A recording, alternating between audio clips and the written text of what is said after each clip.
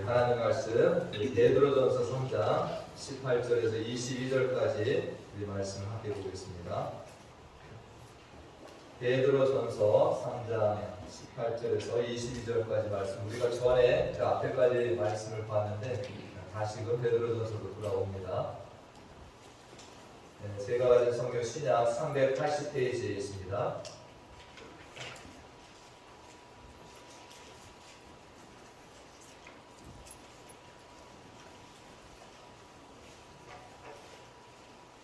찾은 줄 알고 함께 말씀을 읽도록 하겠습니다. 베드로전서 3장 18절에서 22절까지 함께 말씀을 읽겠습니다. 시작. 그리스도께서도 단번에 죄를 위하여 죽으사 의인으로서 불의한 자를 대신하셨으니 이는 우리를 하나님 앞으로 인도하려 하심이라. 육체로는 죽임을 당하시고 영으로는 살리심을 받으셨으니 그가 또한 영으로 가서 옥에 있는 영들에게 선포하시니라. 그들은 전에 노아의 날 방주를 준비할 동안 하나님이 오래 참고 기다리실 때에 복종하지 아니하던 자들이나 방주에서 물로 말미암아 구원을 얻은 자가 몇 명뿐이니 겨우 8명이라. 물은 예수 그리스도께서 구원하심으로 말미암아 이제 너희를 구원하는 표니 곧 세례라. 이는 육체의 더러운 것을 제하여 버림이 아니요 하나님을 향한 선한 양심의 간군이라. 그는 하늘에 오르사 하나님 우편에 계시니 천사들과 권세들과 능력들이 그에게 복종하느니라. 아멘.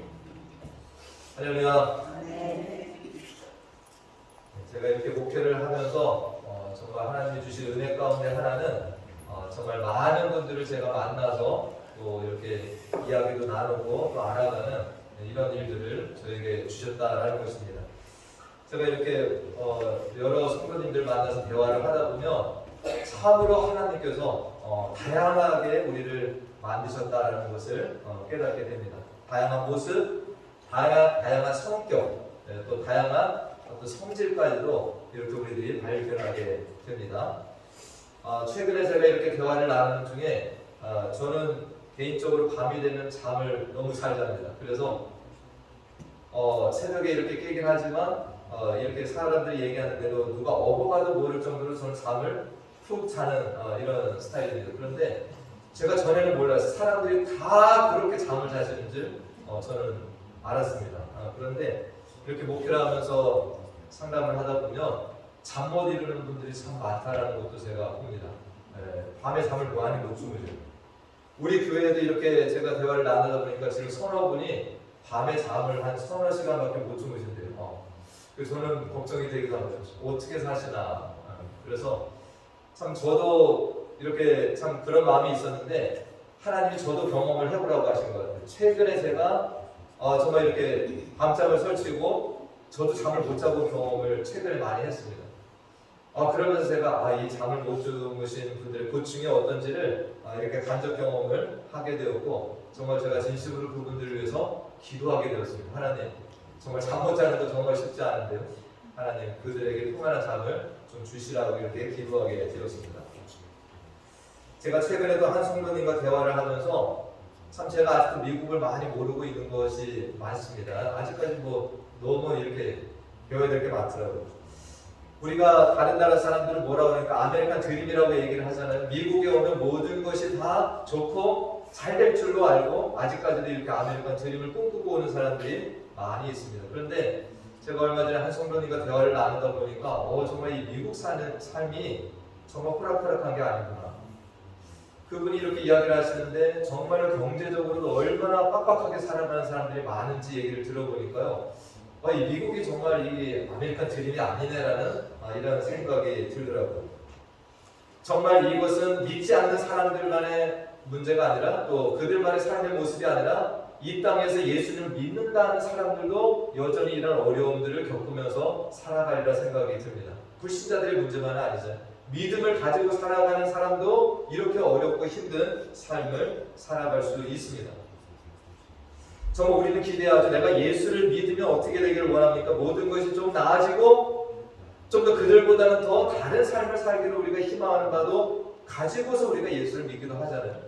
근데 우리가 예수를 믿는데 오히려 더 그들보다 손해봐야 될 것이 많고 어떻게 되면 포기하는 것들도 많고 또 어떤 경우에는 믿지 않는 자들이 정말 수단과 방법을 가리지 않고 세상을 살아가면서 나보다 훨씬 더 잘 어떤 살아가는 모습을 볼 때 우리는 한편으로 어떤 마음이 듭니까? 내가 이렇게 사는 것이 맞나? 그러면서 어떤 애들은 이 신앙을 등지는 이들도 있게 된다는 것입니다. 2023년도 3월에 작년 3월에 한국의 한목협의라고 하는 데서 이것은 한국 기독교 목회자 협의회라고 하는 이것이 약자인데 이 한목협에서 상담을 이렇게 설문조사를 해봤답니다. 종교생활과 신앙의식조사. 그래서 이것을 발표했는데요. 저도 이것을 자료를 보면서 놀랐습니다. 한국 개신교 인구가 예전에 막 1000만 이렇게 얘기를 했잖아요. 근데 이 한국 개신교 인구가 지금 771만으로 떨어졌어요. 한국 개신교 인구가 771만. 근데 2015년도에는 이런 조사를 했는데 그 당시에는 967만이었답니다. 그러니까 그 7년여 사이에 성도가 200만 명이나 지금 줄은 수치가 된다는 것입니다. 7년여 만에. 그래서 2015년도에는 개신교 비율이 19.7%였는데 2023년도에 개신교 비율은 15%대다 이렇게 얘기하고 있습니다. 근데 이 중에서 더 심각한 건 뭐냐? 이 700만의 성도가 다 교회를 출석하는 게 아니라 이 안에는 가나안 성도들이 포함이 되어 있다는 거예요. 그래서 여기 가나안 성도가 29.3%를 또 차지한답니다. 그러니까 771만에서 가나안 성도를 빼면은 실질적으로 교회 예배를 참석하는 사람들이 545만 명 정도가 된다는 거예요. 이 한목협에서 이 설문조사를 정리하면서 마지막에 이런 문구가 있습니다. 개신교인은 총인구 대비 감소하는 반면에 가나안 성도들의 비율은 계속해서 증가하고 있다. 계속해서 이 성도들이 줄고 있다는 거죠. 근데 줄고 있는데도 불구하고 또 여기서 안타까운 것은 가나안 성도는 점점 늘어나고 있다는 것입니다. 저도 이렇게 한국에 연락을 해보고 뭐 지인들과 대화를 하다 보면 정말 이런 가나안 성도가 제 주변에도 많이 있습니다. 교회를 안 하지 않는데. 그래서 정말 저는 목사로서 안타까운 마음을 가지고 정말 이렇게 권면도 하긴 하는데 정말 이 시대가 지금 이렇게 계속해서 흘러가고 있습니다. 베드로전서 우리가 지금 3장 말씀을 보고 있는데 한 장 넘기면 베드로전서 5장 말씀에서 이런 말씀이 있죠. 베드로전서 5장 8절 말씀에 우리가 잘 아는 말씀인데 다 같이 한번 읽어볼까요? 시작. 근신하라 깨어라 너희 대적 마귀가 우는 사자같이 두루다니며 삼킬 자를 찾나니라는 거예요. 우리 시대도 이와 동일하잖아요. 이 마귀가 돌아다니면서 삼킬 자를 찾는다는 거예요. 우리 믿는 사람들이 더 표적이 되고 있습니다. 그러니까 이 마지막 때의 마귀는 할 수 있는 모든 수단들을 동원해서 뭐 하는 겁니까? 하나님을 믿는 자들을 넘어뜨리고 실족하게 하고 하나님에게서 멀어지게 하는, 또 나아가서는 뭐 합니까? 우리가 코로나 때도 경험을 했지만 정말 성도들이 모이지 않으면 힘이 없어요. 그러니까 모이지 못하게 하는 것들을 계속해서 이 마귀는 일하고 있다는 겁니다. 아주 열심으로. 제가 최근에 믿음에 대한 설교를 이렇게 몇 주간 말씀을 드렸습니다. 정말 예수님께서 사람들을 만나실 때 어떤 자들에게 뭐라 했습니까? 믿음이 작은 자다라고 말씀을 하신 적도 있고, 어떤 자에게는 어떤 말씀하셨습니까? 네 믿음이 크다라고. 이스라엘에서 이만한 믿음을 본 적이 없다라고 그 믿음에 대해서 하시는 말씀들이 있었다라는 것을 우리가 함께 살펴보았습니다. 저의 바람은 정말 우리 성도들도 이 믿음이, 반복해서 말씀드리지만 좀 자라나는 믿음을 계속 우리 모두가 함께 갔으면 좋겠습니다. 할렐루야. 이 중에 우리 한 명은 도태되는 믿음이 아니라 계속해서 이 믿음이 자라나는 믿음, 주님 앞에서 모두가 큰 믿음이라고 칭찬을 받는 이 믿음의 길을 우리 모두가 가면 좋겠다라는 것입니다. 우리는 지금 평화의 때를 어쨌든 살고 있습니다. 이 미국 땅이라고 하는 이곳을 살아가면서 우리는 지금 예배 방해를 받는 일은 거의 없잖아요. 정말 이렇게 나와서 편하게 예배를 드리고 있습니다. 그러나 우리가 정말 이런 평화가 계속해서 주어진다라고 생각을 할 수는 또한 없다라는 것입니다. 우리도 언젠가는 고난의 때가 올 수 있다는 것을 염두에 두고 우리의 신앙을 가져가야 된다는 거죠. 우리가 하나님이 평화를 주셨을 때 아까 우리 권사님 기도하셨지만 더 말씀을 가까이 나아가야 돼요. 더 기도하면서 우리의 신앙을 견고하게 지금 만들어야지 우리가 고난이 찾아오고 환난 때가 오면 그것을 넉넉하게 이길 수 있다라는 것입니다. 우리가 오늘 베드로전서의 말씀을 지금 보고 있는데 이 베드로전서 후서는 어떤 배경하에서 쓰여졌는지 지난번에 말씀드렸는데 로마의 황제인 네로가 뭐 했습니까? 기독교인들을 심하게 핍박했습니다. 이 기독교인들을 잡아들이고 정말로 그들을 사자굴에 집어넣기도 하고 십자가에 매달아서 그렇게 불에 태우는 이런 순교를 당하는 시절에 이 말씀이 기록이 되었다라는 것이죠. 그러니까 베드로는 이러한 성도들의 상황을 바라보면서 이 성도들을 뭐 하는 겁니까? 위로하고 믿음으로 살도록 격려하는 이것이 베드로전서와 후서의 내용들이 되는 것입니다. 정말 서두에도 말씀드렸지만 우리가 그냥 믿음을 가지고도 이 땅을 살아가는 것은 쉽지 않습니다. 우리들이 포기해야 될 것도 많고 인내해야 될 것도 많고 근데 정말 이 당시의 성도들도 어땠어요? 이런 똑같은 삶을 살아가는데 거기다가 로마 황제가 뭐합니까? 기독교인들을 잡아들이고 핍박하고 이러한 속에서 많은 성도들 갈등이 있었을 겁니다. 그래서 어떤 성도들은 뭐 할 수 있어요? 배교의 길을 걸어갑니다. 이 예수 믿음을 거부하고 그냥 세상으로 돌아가는 배교의 삶을 가는 자들도 있고 또 믿음이 떨어져서 방황하는 이들도 많이 있었을 것이라는 겁니다. 베드로는 계속해서 이러한 성도들을 향하여서 그들이 어떻게 이 땅을 살아가야 되는지를 권면하고 있는데 우리가 이제 이 앞선 말씀에 베드로전서 3장 11절에 보니까 세상이 아무리 이렇게 힘들고 어렵더라도 우리는 무엇을 따라 살라고 했습니까? 악에서 니들은 떠나야 된다. 그리고 선을 행하고 화평을 구하며 그것을 따라가야 된다라고 권면하는 말씀을 저희들이 살펴봤습니다. 14절 말씀에 또 어떤 말씀을 하고 있나요? 다 같이 읽어보겠습니다. 시작. 그러나 의를 위하여 고난을 받으면 복 있는 자니 그들이 두려워하는 것을 두려워하지 말고 근심하지 말라. 우리는 의를 위하여 핍박을 받는 것이 당연하다는 것입니다. 이것을 피하려고 하지 말고 예수 그리스도를 믿고 따름으로써 오는 핍박이 있다면 그것을 너희들은 감내해라라고 이렇게 권면하는 말씀을 봤습니다. 이제 오늘 읽은 말씀은 뭐냐면 우리 주님도 이 땅에 오셔서 뭐 했다라는 거예요? 결코 그냥 순탄한 삶을 살지 않았다는 거예요. 주님도 뭐 하셨어요? 고난 당하셨습니다. 그런데 그것을 어떻게 하셨냐? 승리하셨다라는 거예요. 오늘 18절 말씀을 보게 되면 그리스도께서 단번에 죄를 위하여 죽으사 의인으로서 불의한 자를 대신하셨다라는 것입니다. 예수님이 죄가 있으신가요? 죄가 없으신 분이죠. 재물이신데 재물은 뭐가 재물이 될 수 있습니까? 흠 없는 것이 재물이 될 수 있어요. 그러니까 예수님은 아무런 흠도 없고 죄도 없으신 그런 재물로서 하나님 앞에 우리를 대신해서 하나님 앞에 바쳐진 재물이 된다라는 것입니다. 왜 예수님이 이런 재물이 되었느냐? 빨간 글씨로 되어 있는 거 한번 읽어봅니다. 시작. 이는 우리를 하나님 앞으로 인도하여 하십니다. 아멘. 예수님이 왜 십자가에 죽으신 겁니까?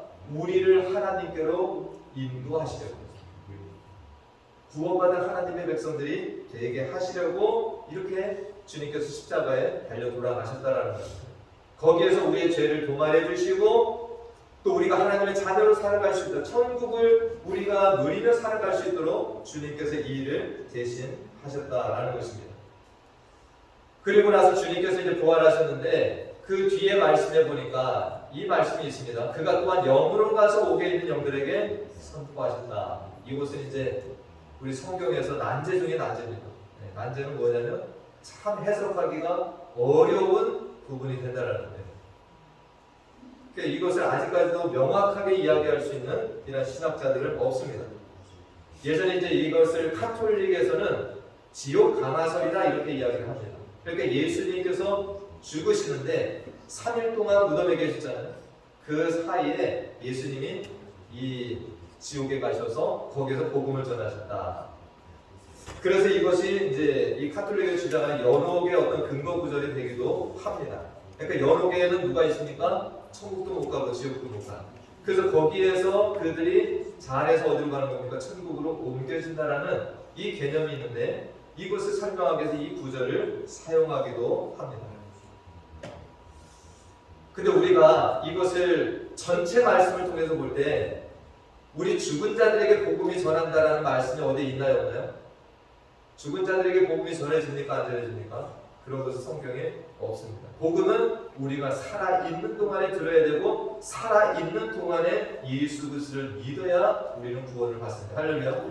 이것이 성경 전체에서 말씀하시는 바입니다. 그렇기 때문에 우리가 19절 뒤에 말씀을 또 보게 되면 20절 말씀 펴주세요.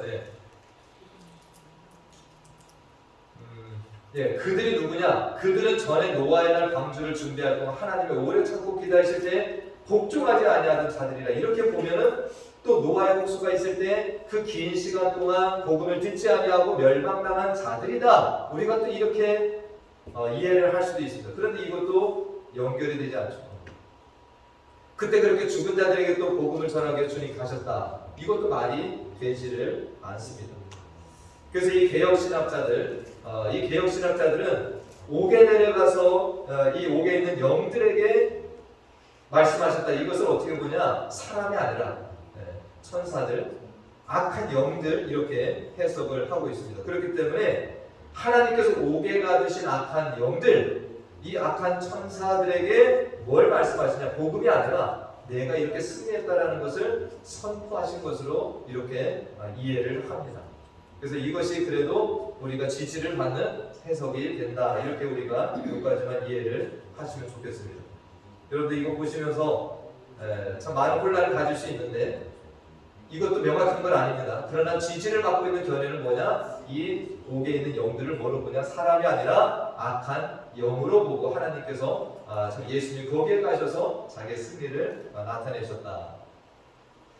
근데 오늘 이제 20절 말씀에서 또 우리가 주의해야 될 말씀이 있죠. 자, 노아의 이 다음 그거 한번 열어보세요.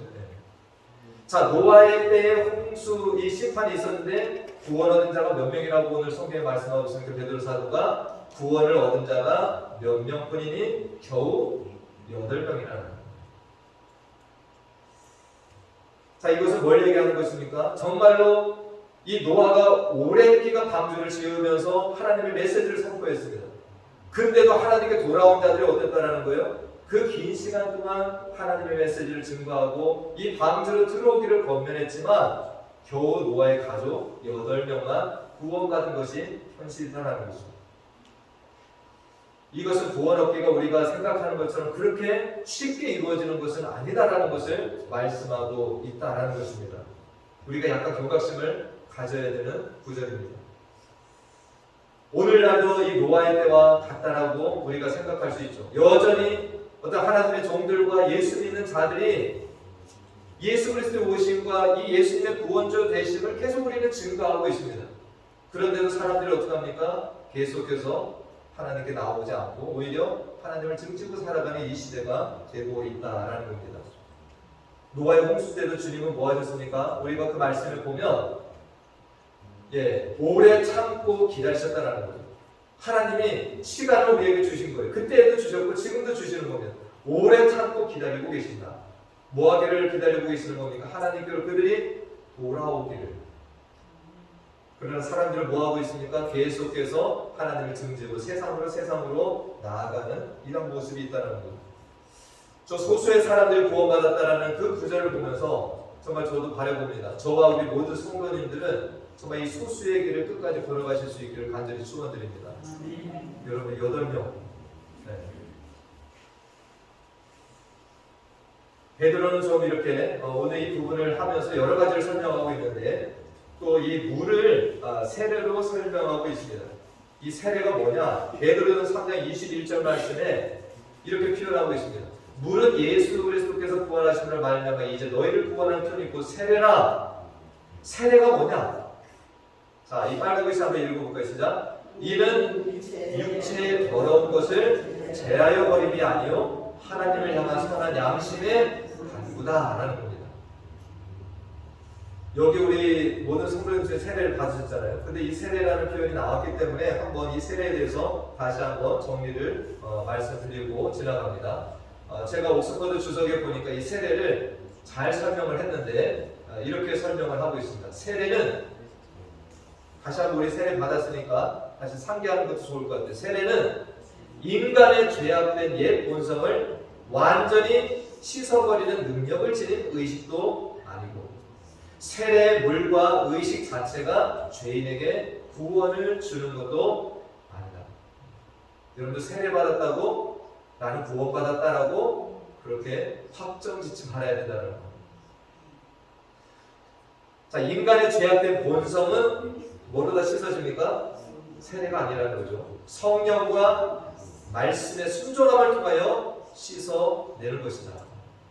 세례는 단지 옛사람이 죽고 새 사람으로 태어났다는 사실을 외적으로 표시하는 고백적 의식일 뿐이다. 여러분들 나는 세례 받았으니까 이제 구원받았다라고 생각하면서 더 이상 어떤 하나님 말씀을 따라 살고 어떤 회개나 어떤 변화되는 일들에 전혀 신경 쓰지 않고 살아가면 안 된다는 겁니다.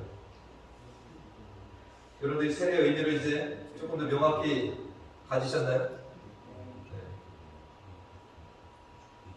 우리가 또 어떤 분은 세례 의식을 너무 강조해가지고 우리 장로교에서는 이것은 제대로 된 세례 의식이 아니다. 신대교처럼 물에 쑥 들어갔다 나와야지 진짜 그게 세례다라고 하는데 그런 것이 중요한 게 아니다라는 것입니다. 우리가 세례받은 것은 뭡니까? 이제 나는 죽고 예수 그리스도가 나의 주인이 되셔서 나를 주관하신다라는 것을 믿고 우리는 그때부터 우리의 삶을 주님께로 헌신하고 살아가기로 결단하는 시간이 된다라는 것이죠. 우리가 이 개역 개정에서 우리가 이제 성경을 봤지만 개역 한글에서는 이것을 예전에 이렇게 번역을 했었습니다. 그 다음 보면 예전 개역 한글의 3장 21절 이렇게 설명합니다. 세례가 뭐냐?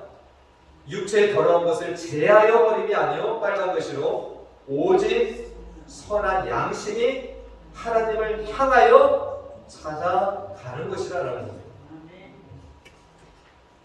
이제 우리가 정말 세상을 향하여서 세상을 살아가고 그렇게 사랑하며 살았던 우리들이었는데 이제 이 세례라는 걸 통해서 나를 포기하고 주님께서 나를 인도하시는 대로 내 안에 주신 그 선한 양심을 가지고 하나님을 향해서 찾아가는 시발점이라는 거죠. 그렇기 때문에 우리는 세례 이후에 계속 뭐가 되어야 됩니까? 주님을 알아가기에 힘쓰고 우리의 믿음도 계속해서 자라나가야 된다는 거죠. 주님께서는 우리를 이렇게 인도하기 위해서 오셨고 우리를 하나님께로 인도하기 위해서 뭐 했습니까? 십자가에서 죽음을 당하셨다라는 것입니다. 근데 주님께서는 비록 육체의 죽음은 당하셨지만 그 영은 오히려 사셔서 부활하셔서 뭐 했더라는 거예요? 옥에 있는 영들에게 가서도 이 나의 승리를 선포하시고 또 이 땅에서 하시는 일이 뭡니까? 22절 말씀해 보니까 주님이 지금 뭘 하신다라는 거예요? 그는 하늘에 오르사 하나님 우편에 계시니 천사들과 권세들과 능력들이 그에게 복종한다라는 거예요. 할렐루야. 지금 이 모든 것을 통치하고 계시다라는 것입니다. 예수님께서 이 땅에 오시기 전에도 창조주요 통치자였습니다. 이 땅에 오셔서도 그런 일을 물론 하셨지만 그러나 이제 부활 후에 더 승천하셔서 더 분명하게 이러한 일들을 하고 계신 분이 우리의 주님이 된다라는 거죠. 자, 이것이 오늘 이 편지를 받는 그 당시의 성도들에게 위로가 되겠습니까? 안 되겠습니까?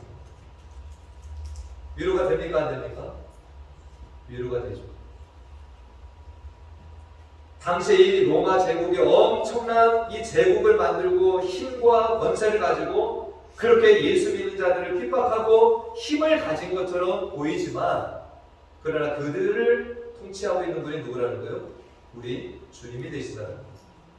그들을 조종하는 자들이 누구라고 볼 수 있습니까? 마귀 사탄이라고 볼 수 있어요. 그런데 그것도 이미 누르시고 그 권세를 누르시는 분은 또 누구라는 거예요? 우리 주님이 되신다는 거예요. 그렇기 때문에 잠시 이 땅에서 힘을 가지고 그렇게 누리고 있는 그들에게 눌리지 말고 누굴 바라보라는 겁니까? 우리 주님을 바라보고 승리하신 주님을 끝까지 쳐다보고 우리의 믿음을 단련하라는 겁니다. 이 베드로 전서와 후서는 그렇기 때문에 요한계시록과 어떤 면에서는 유사한 부분이 많습니다. 어떻습니까? 요한계시록도 우리가 그 당시에 똑같은 환경에 살고 있는 성도들이에요. 그런데 그런 성도들에게 뭐가 옵니까? 예수님께서 사도 요한을 통해서 이 땅이 영원하지 아니하고 하나님의 나라가 승리한다라는 것을 계속해서 들려주신 것이 요한계시록입니다. 그래서 그때 당시에 정말 힘들고 어렵게 살았지만 성도들은 그 주님의 나라가 승리할 나라가 오음을 바라보고 위로받는 구절이 바로 이 요한계시록 말씀이 된다라는 것입니다. 오늘날 우리가 살아가는 이 시대, 정말 이 당시의 성도들처럼 어떤 로마 황제 네로의 그런 핍박은 없이 우리들이 지금 살아가고 있습니다. 그렇지만 우리들은 여전히 어떤 속에 살아갑니까? 마귀 사탄이 우는 사자와 같이 삼킬 자를 여전히 찾고 있는 그 시대를 우리는 살고 있다는 거죠. 우리가 이 당시처럼 그리스도인들 잡아가고 핍박하고 이런 것을 지금 우리가 당하지 않고 있습니다. 그렇지만 이 마귀는 그렇다고 포기하지 않습니다. 우리가 지금 살아가는 이 시대의 어떤 정치나 어떤 경제나 문화라는 어떤 이런 모든 것들을 동원해서 뭐하고 있는 겁니까? 우리의 믿음을 떨어뜨리고 우리가 하나님께로 나아가는 것을 방해하고 정말 이 교회가 교회되지 못하게 하는 일들을 지속적으로 하고 있다라는 거죠. 우리가 정말 이러한 것들에 우리는 나아가지 말고 휘둘리지 않는 그 신앙의 길을 우리가 함께 걸어가시기를 바랍니다. 이 마귀가 정말 우리 신앙에 자꾸 회의를 갖게 해요. 정말 내가 이렇게 믿고 사는 것이 손해보는 거 아닌가? 정말 저 하나님의 나라가 있다라고 하는데 저 영원한 나라가 정말 있는 것인가? 이 땅의 전부가 아닌가라고 자꾸 우리를 착각하게 만들고 그렇게 우리의 생각을, 믿음을 떨어뜨리는 일들을 한다는 거죠. 제가 어제 글 하나를 보내드리면서 참 이 글이 오늘 설교를 준비하면 생각이 났는데 제가 어제 그 오늘 양식을 보내드린 내용이 찌르레기라는 그것이 하나 있었습니다. 여러분들 읽어보셨나요? 찌르레기가 엄청 큰 무리를 이루어서 날아간단 말이에요. 이 작은 새가. 사진을 잠깐 보시면은 작은 새예요. 그런데 이 찌르레기가 이렇게 무리를 지어서 막 날아다니면서 온갖 정말 누구는 그렇게 군무라고 표현하는데 이 하늘에서 엄청난 다양한 모습들을 만들면서 이렇게 날아간다고 합니다. 근데 저기에는 의미가 있더라고요. 조그마한 저 찌르레기가 어떤 천적이 되는 내가 어떤 더 강한 이것으로부터 자신들을 지키기 위해서 함께 무리지어서 이렇게 날아간대요. 근데 여기에서 이 찌르레기들은 어떻게 저렇게 날아가냐? 본능적으로 가장 가까운 짝뒤에 바짝 붙어 난다. 그래서 만약에 앞에선 찌르레기가 잘못 날아가게 되면 전체가 잘못된 길로 갈 수 있다는 거예요. 그러면 서로 위험해지고. 그래서 어제 보내드린 글 맨 마지막에 이 글귀가 있습니다. 우리는 혼자보다는 함께 있을 때가 더 낫습니다. 그리고 이렇게 기도합니다. 하나님, 늘 공동체 안에 들어가 하나님의 사랑을 전하게 하소서. 우리들이 정말 한 믿음으로 정말 이 공동체를 만들어서 서로 격려하고 나아갈 때 서로 힘이 된다는 거죠. 근데 우리가 자꾸 이 공동체를 떠나서 질이 늘려해지고 우리가 오합지졸과 같이 되어지면 쓰러지는 자들이 더 속출하게 된다는 거예요. 또 이 중에서 한 명이 어떤 시험에 들고 한 명이 실족하고 이 믿음의 길을 떠나서 서두에 말씀드렸던 가난한 성도가 되어지는 일들이고 자꾸 이런 일들이 생겨나면 또 믿음이 연약한 자들은 거기에 영향을 받고 뭐 하게 됩니까? 그런 길로 자꾸 딸려갈 수 있다는 거예요. 우리 하나님은 예수 그리스도 이 땅에 보내주셨습니다. 예수님 뭐 하게 오셨다고요? 우리를 하나님께로 인도하기 위해서 오셨습니다. 오늘 이 베드로도 뭐 하고 있습니까? 정말 맡겨주신 양무리들을 이 하나님께로 잘 인도하기 위해서 이런 편지를 쓰면서 지금 그들 믿음을 격려하고 위로주고 있다는 거예요. 서두에 말씀드린 대로 정말 교회를 떠나는 이들이 많고 가난한 성도들이 점점 늘어나고 있는 이 시대로 우리가 살아가고 있습니다. 우리 주변에 이런 자들이 있으면 우리가 붙들어줘야죠. 할렐루야. 같이 나아가야 되죠. 우리도 그럴 수 있습니다. 우리도 수많은 유혹들이 우리를 찾아오고 우리를 넘어뜨리려고 합니다. 우리도 배교의 길을 갈 수 있는 가능성이 있고 우리도 그 마귀가 주는 유혹에 우리는 쓰러져서 넘어질 수도 있습니다. 그런데 서로 위해서 기도하고 격려하고 또 뚫어줘요. 그래서 우리 모두는 이 한 믿음의 길, 큰 믿음의 길로 계속해서 나아갈 수 있는, 그래서 정말 최후 승리까지 우리가 함께 나아갈 수 있는 우리 베니스 귀한 성도들이 되시길 다시 한번 간절히 축원드립니다. 네, 기도하겠습니다. 하나님, 로마가 통치하던 시절에 그리스도인이라 하여서 사회 경제적으로 불이익을 당하기도 하고 또한 잡혀가서 순교하는 핍박의 기간을 거친 이 믿음의 선지들이 있습니다. 베드로 사도는 어려운 중에도 믿음을 지키고 살아가는 성도들에게 우리 주님께서 우리를 하나님께로 인도하기 위해서 십자가에서 죽으셨고, 또한 죽음을 이기신 주님께서 옥에 있는 악한 영들에게 가서 승리를 선포하시고 이제는 하나님의 우편에 앉으셔서 모든 우주 만물과 천사들, 권세들, 능력들을 통치하고 계심을 증거하고 있습니다. 오늘날에도 우리들은 네로 왕제의 때와 같은 직접적인 핍박과 시련은 없지만 마귀는 이 땅의 모든 권세와 물질, 문화, 사상들을 통해서 믿는 이들을 넘어뜨리고 믿음에서 멀어지게 하기 위해서 우는 사자처럼 삼킬 자를 찾는 시대를 살아갑니다. 많은 이들이 이 신앙의 길에서 떠나기도 하고 또한 가난한 성도라 하여서 교회 공동체에 속하지 아니하고 홀로 신앙생활하는 이들이 늘어나는 시대를 살아갑니다. 여기에 모인 우리 사랑하는 자녀들은 어떠한 세상 유혹에도 넘어지지 아니하고 굳건히 믿음을 지키며 주님을 따라가면서 최후 승리의 자리까지 모두 서는 복된 자녀들 되게 해주시기를 간절히 소원하고 예수님의 이름으로 기도하옵나이다. 아멘.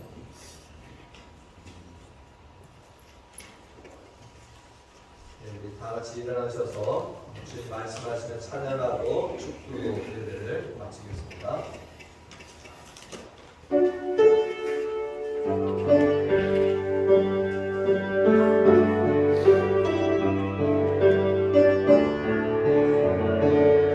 주님 말씀하시면 내가 나가리라.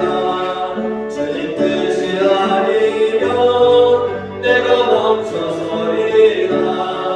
나의 바로 서는 것 주님 뜻에 있으니 오 주님 나를 이끄소서. 주님 말씀하시면 내가 나가리라. 주님 뜻이 아니면 내가 멈춰서리라. 나의 바로 서는 것 주님 뜻에 있으니 오 주님 나를 이끄소서. 뜻하신 그곳에 나 있기 원합니다. 이끄시는 대로 순종하며 살리니 연약한 내 영혼 통하여 일하소서. 주님 나라와 그 뜻을 위하여 뜻하신 그곳에 나 있기 원합니다. 이끄시는 대로 순종하며 살리니 연약한 내 영혼 통하여 일하소서. 주님 나라와 그 뜻을 위하여 오 주님 나를 이끄소서. 아멘. 지금은 우리 주 예수 그리스도의 은혜와 하나님 아버지의 무한하신 사랑과 성령님의 교통, 감화, 충만 내주 인도하시니 이 땅에 오셔서 우리를 대신하여 죽으시고 우리를 하나님 앞으로 인도하여 주시며 이 땅의 믿음의 경주를 끝까지 달려가도록 도우시고 힘주시는 예수님의 일하심을 믿고 나아가는 사랑하는 자녀들의 머리머리 위와 그 가정과 기업과 또 우리 교회 가운데 지금부터 영원토록 함께 하시기를 간절히 축원하옵나이다. 아멘.